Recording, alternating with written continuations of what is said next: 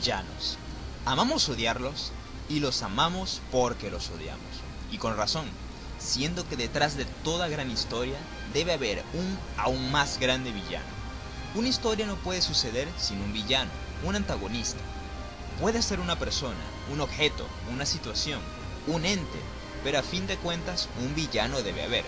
Si no, no ocurriría el conflicto por el cual se desenrolla la historia. A su vez tenemos diferentes tipos de villanos y antagonistas, no solo por las motivaciones detrás de ellos, sino por su modus operandi, sin importar su tamaño, su color de piel, su raza o tan siquiera su especie. Nada de eso delimita su nivel de maldad, sus atrocidades o la gravedad del rol que tienen en la historia. He decidido recopilar una serie de representantes basándome en el arquetipo de villano al que pertenecen los personajes dentro de este conteo. Este top es meramente mi opinión en dicho ámbito, no faltan ni sobran, porque estos son los 25 mejores villanos o antagonistas que he tenido la gracia de ver en los videojuegos.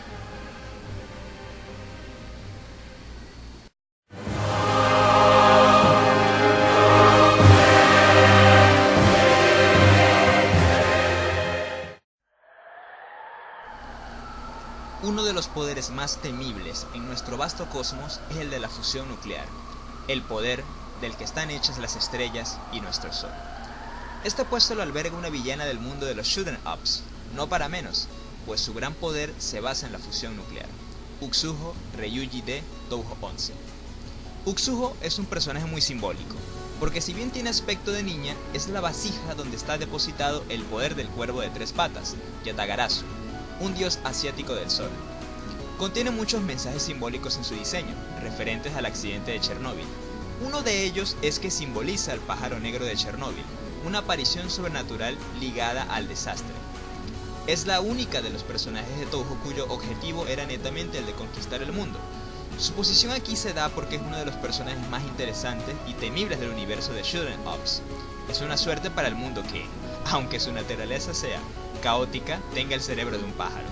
Su batalla final, sin ser de las más difíciles en el género, sí que logra ser una de las más dificultosas en la saga Touhou.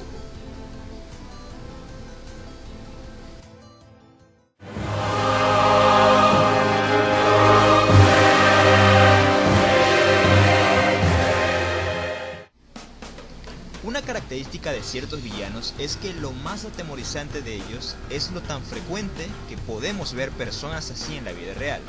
Uno de esos villanos es Gary Smith, del juego Bully. Cuando en una de las escuelas más peligrosas de todo el condado, donde van a parar algunos de los mayores bravucones, rebeldes sin causa y delincuentes juveniles que hay, de ellos, emerges como uno de los más malvados, eso quiere decir serios problemas.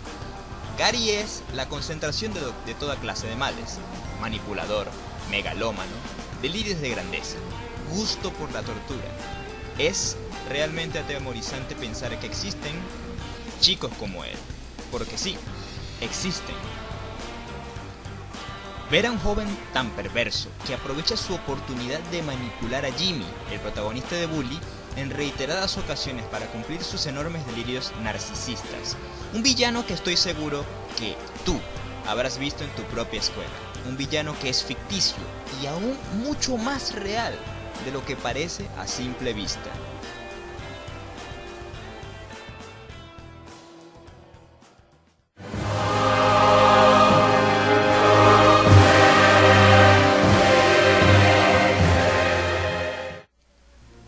Este puesto le pertenece a un villano que, sin forma humana, logra ser extremadamente imponente y simbólico. Un villano de un juego que, sin duda, debería tener mucha más fama. Un representante de los villanos sin aspecto humano. Grigori, de Dragon's Dogma Dark Arisen. Hemos visto la historia de la lucha del hombre contra los dragones de muchas maneras, pero creo que este concepto nunca había sido tan bien abordado como en Dragon's Dogma. Cuando creas tu personaje, este magnífico dragón ataca la villa donde te encuentras, causa terrores y es en ese momento donde nadie se levanta que decides hacerlo tú mismo, con un resultado fútil, pero Grigori ve tu valentía y decide extirpar tu corazón y transformarte en un Arisen. un ser cuyo corazón ha sido arrebatado, el único individuo que puede vencerlo, y si desea recuperarlo, deberá enfrentarse al dragón. Tal acto de convertirte en un Araizen no es un mero acto de compasión. Grigori reconoce que, al ser solamente un humano, no tienes ninguna oportunidad de enfrentarte a él. Por ello mismo, decide convertirte en un Araizen como recompensa de tu valentía para que seas capaz de enfrentarlo. Grigori es un dragón extremadamente sabio, pues alguna vez fue humano como tú. De hecho, en el mundo de Dragon's Dogma, los dragones son Araizens que han perdido su humanidad en el gran duelo contra la mayor entidad del juego, el Senescal.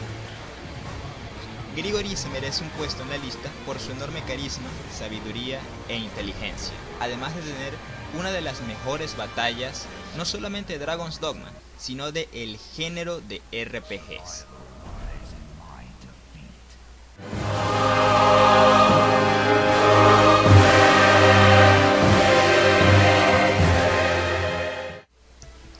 Este puesto me costó demasiado. Me mantuvo mucho tiempo en la indecisión que se verá reflejada en el representante escogido.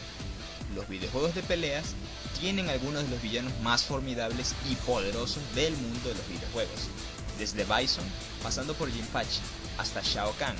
Sin embargo, los que considero los jefes más emblemáticos son dos personajes que comparten este puesto: Geese Howard de Fatal Fury y Rogal Bernstein de King of Fighters. Ambos poderosos, emblemáticos y extremadamente nefastos por igual. Uno era el líder de la mayor mafia de Southtown, asesino del padre adoptivo de los hermanos Bogart, un señor del crimen cuyo deseo es su medio y fin a la vez. Por otro lado, tenemos a Rugal, considerado por el staff de SNK como su jefe diseñado favorito. Inclusive fue creado para ser, según palabras textuales, el más poderoso y malvado jefe de todos los tiempos.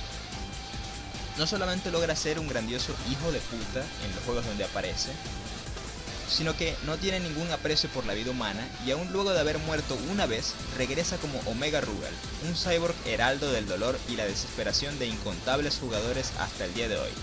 Ambos se llevan el puesto juntos, igual de malvados y sin ninguna pizca de compasión o arrepentimiento alguno.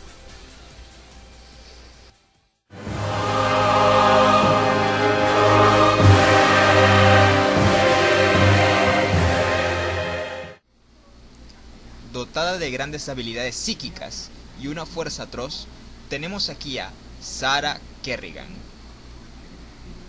Anteriormente humana y miembro del programa Ghost, la considero el personaje más interesante de todo StarCraft después de Zeratul. Es una de las grandes víctimas de los planes de Mengsk, planes que, en repercusión, la terminaron por reconvertir en el monstruo que es, una humana cuya forma fue recombinada genéticamente por los Zergs para servirles. Sarah Kerrigan, antes y luego de su nefasta mutación, prueba ser una mujer decidida, estratega y de una fuerza intelectual envidiable. Podríamos decir que ella no es parte del enjambre, ella es el enjambre.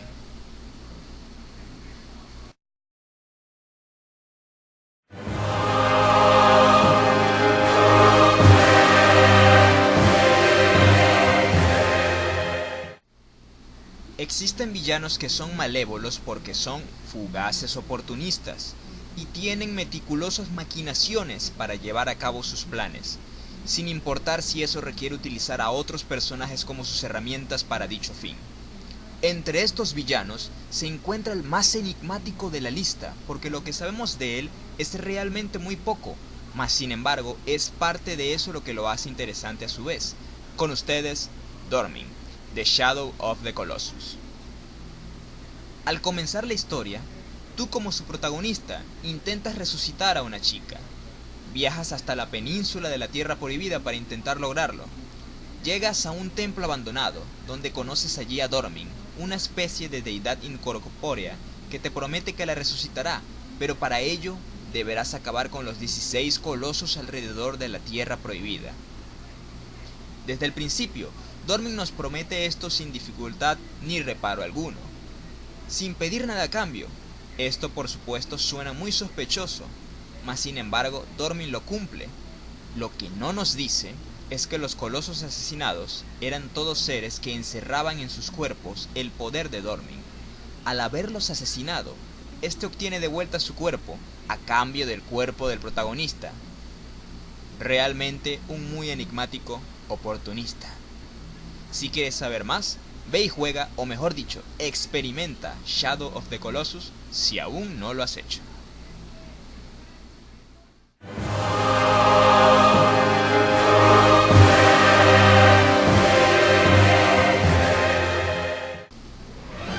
Según la mitología de criaturas ideadas por el famosísimo Lovecraft, sus criaturas desafiaban la lógica y los límites de la comprensión humana. Criaturas cuyo razonamiento y extensión de poder simplemente no hallan lugar bajo las leyes de este mundo.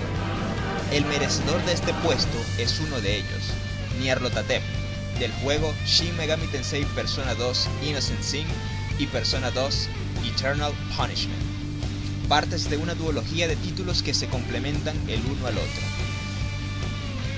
Nyarlathotep es la conformación del inconsciente colectivo humano planteado por Carl Jung, de la naturaleza destructiva, de la búsqueda por destrucción, locura y miseria. Llamado como el caos que se arrastra, es la mente maestra y el principal antagonista del juego, utilizando a los humanos para sus fines, enemigo de otra entidad en el juego conocida como Filemón, con el que tiene una disputa acerca de si la humanidad puede iluminarse o sucumbir ante la oscuridad. Sus poderes van más allá de nuestra comprensión. Puede convertir los rumores en realidad y usa esto a su favor para extender rumores acerca de la resurrección de los nazis. Puede tomar cualquier forma que desea y mediante estos rumores toma la forma de Hitler y muchos otros personajes en el juego. Un personaje bastante polémico y que actúa como jefe final en ambos juegos. En uno su forma final es la de Hitler sosteniendo la lanza de Longinus y Nyarlathotep como su persona. Y en el segundo peleamos con su forma verdadera, o lo que podría ser llamado, entre comillas, su forma verdadera. Uno de sus dos temas de batalla finales, que lleva por nombre, es Knights of the Holy Lands. Es una pieza hermosísima y muy cautivadora.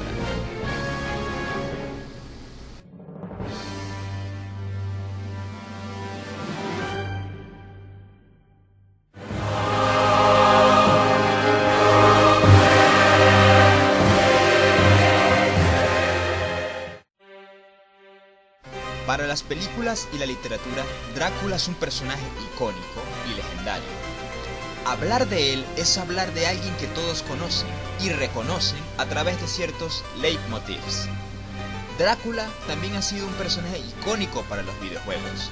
Hablar de él es hablar de uno de los personajes con mayor kilometraje en el medio, más específicamente gracias a la saga Castlevania. Drácula ha poseído una infinidad de formas y reinterpretaciones en la misma, siendo la mayor pesadilla del clan Belmont en la historia. Todo acerca de él ya se ha dicho, y cualquier cantidad de cosas que pueda decir no podrá hacerle justicia a este personaje, no solo a lo que ya de por sí representa, sino a la magnificencia de sus reinterpretaciones en la saga Castlevania. Su existencia probó ser una abominable pesadilla, hereditaria de generación en generación para el clan Belmont, desde el año 1094, en el primer juego de la saga cronológicamente, hasta el año 2037, donde fue vencido de una vez por todas. What is a man? A miserable little pile of secrets. But enough talk. How about you?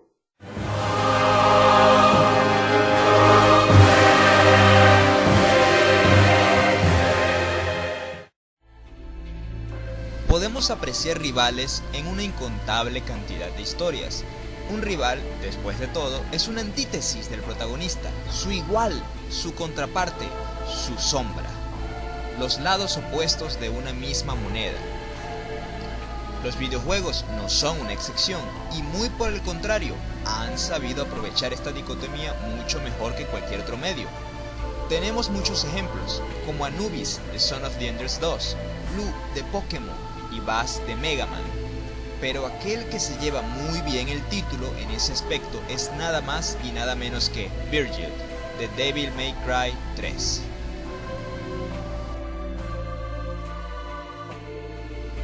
Virgil no solo representa todo lo que Dante no es, sino que simboliza todo lo que podría ser si se dejara llevar por sus ambiciones, y la manera en la que te deja muy en clara sus diferencias en el juego es realmente sutil y detallada.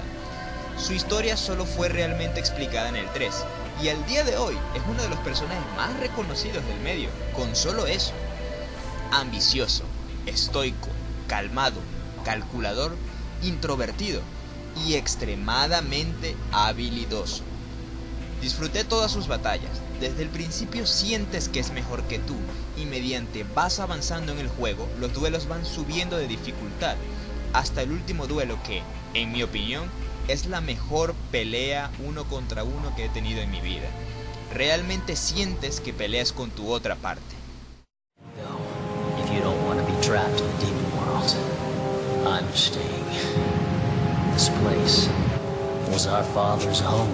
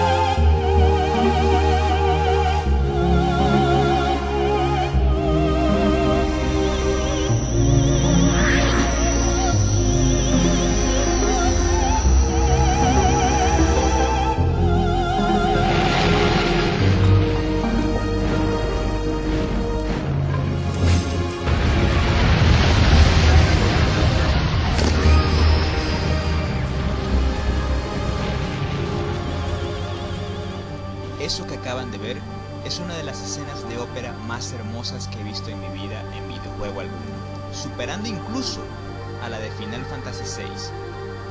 La música, los cánticos, el simbolismo, los cuerpos entrando en combustión espontánea, todo un espectáculo.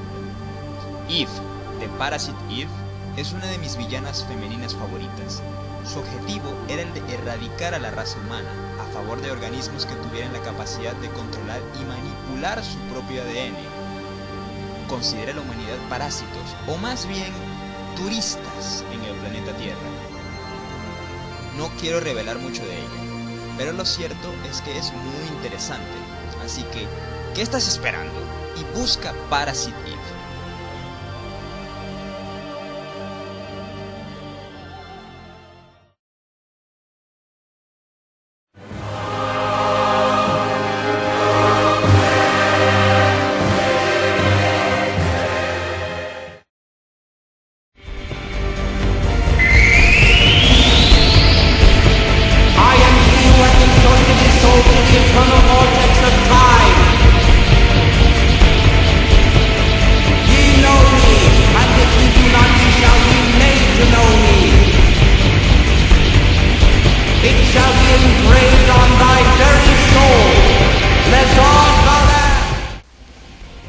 Lézard Ballet es uno de esos villanos muy carismáticos y que son unos psicópatas de primera. Inteligente, arrogante, sadista y con un hambre insaciable por el conocimiento, solo rivalizada por su profunda obsesión por la valquiria Leneth. Yendo tan lejos hasta convertirse en un dios y con deseos de quedársela para él solo. Ver a este sujeto es como ver una versión retorcida, pervertida y macabra de Harry Potter.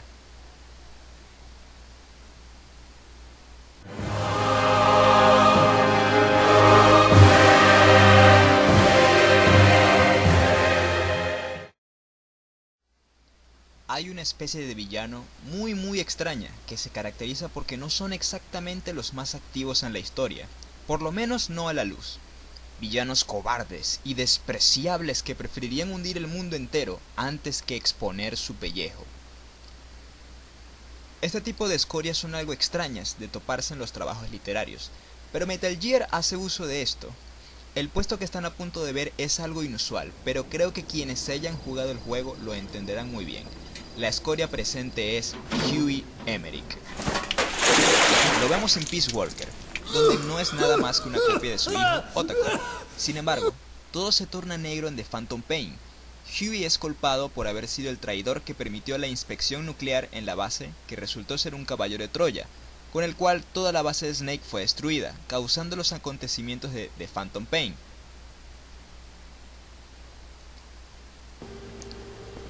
Además, intentó usar a su hijo como sujeto de pruebas para un nuevo Metal Gear en manos de Skullface, su esposa. La doctora Strangelove no lo permitió, por lo que tiempo después Huey decidió mandar a su hijo a América. Además, en venganza, Huey la encerró en una cápsula metálica y dejó que se sufocara. Huey, para salvar su pellejo, no solo traiciona a los Diamond Dogs de Snake, sino que inclusive intenta traicionar a la unidad SOF, en favor de los Diamond Dogs. En el juego lo vemos siendo torturado por Miller y Ocelot, y sentimos empatía hacia él, pues la manera en la que te habla te hace compadecerlo, y piensas que él no es el culpable. Lo más probable es que hubiese sido Ocelot. Sin embargo, descubren la verdad, e inclusive en el momento de la misma sigue mintiendo. Es increíble que un pedazo de basura como él haya sido el padre de Otacon. Una suerte que su hijo se haya transformado en un hombre tan ejemplar y admirable. Sin embargo, Otacon jamás llegó a saber la clase de cosas que hizo su padre. All this time. 9 years ago, you agreed to the inspection in return for Cypher's guarantee that you'd be spared. I thought it was real! We've reviewed into everything else that's